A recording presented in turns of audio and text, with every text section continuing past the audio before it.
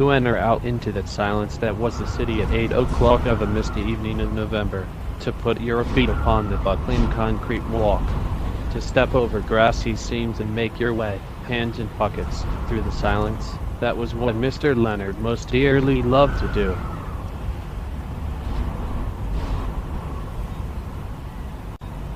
He would stand upon the corner of an intersection and peer down long moonlit avenues of sidewalk in 4 directions, deciding which way to go. But it really made no difference. He was alone in the year of 2053, or as good as alone, and with the path selected, he would stride off. Sometimes he would walk for hours on end and only return to his house at midnight, and on his way he would see neighborhoods filled with dark windows. Sudden gray phantoms seemed to manifest upon inner room walls where whisperings and murmurs were hearable from outside. Mr. Leonard would pause, cock his head and listen, look, and march on, his feet making no noise on the lumpy walk. For long ago he had wisely changed his sneakers when strolling at night to avoid dog attacks that were previously caused by his hard heels. "Hello in there," he said to every house on every side as he saw them. "What's up tonight on Channel 4, 7, 9? Where are the cowboys rushing, and do I see the U.S. cavalry over the next hill to the rescue?" The street was silent, long and empty, with only his shadow moving like the shadow of a hawk in the mid-country.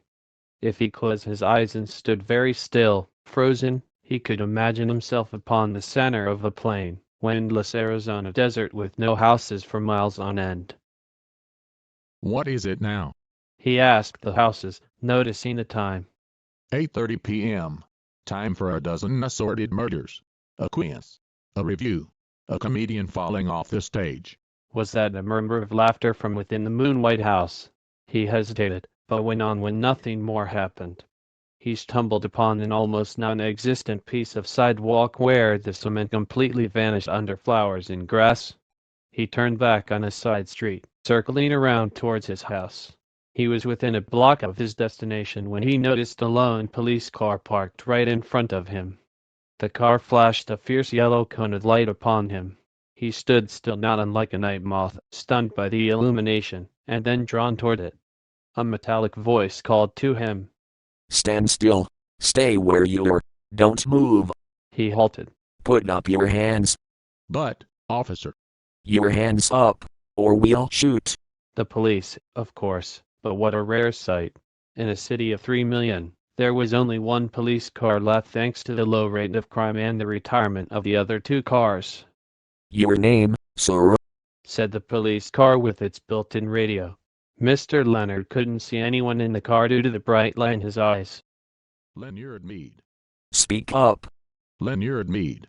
"Business or profession?" "I guess you'd call me a writer."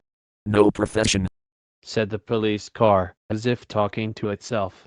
The light held Leonard fixed, like a museum specimen, needle thrust through its chest. "What are you doing out so late at night?" "Walking, just walking, yes sir, walking." "Walking where? For what, specifically?" "Walking for air, walking to sea." "Your address, please." 11 South St. James Street. "And there is air in your house? You have an air conditioner, Mr. Mead?" "Yes." "And you have a viewing screen in your house to see with?" "No." "Do you happen to be married, Mr. Mead?" "Nope, not married either." "Lack of a marriage," said the police car behind its bright beam. The houses around were gray and silent in stark contrast to the bright lights and loud voice of the car. "Nobody wanted me," said Mr. Leonard with a smile. "Don't speak unless you're spoken to. Just walking alone in the cold night, Mr. Mead?" "As I have said before, yes." "But you have not explained for what purpose." "I explained. For air, to see, and just to walk." "Have you done this often?" "Every night, for years." The police car sat in the corner of the street with its radio throat faintly humming. "Your interrogation is complete, Mr. Mead. Get inside now." "Wait a minute, I haven't done anything." "Get inside." "I protest." "Mr. Mead." He walked like a man suddenly drunk. As he went inside the police car, he noticed that there was no one in the front seat, no one in the car at all. If only you had a wife to give you an alibi. Where are you taking me? To the Psychiatric Center for Research on Regressive Tendencies. They passed by a house on one street that was unique from the others in that all of its windows were brightly lit in the cool darkness.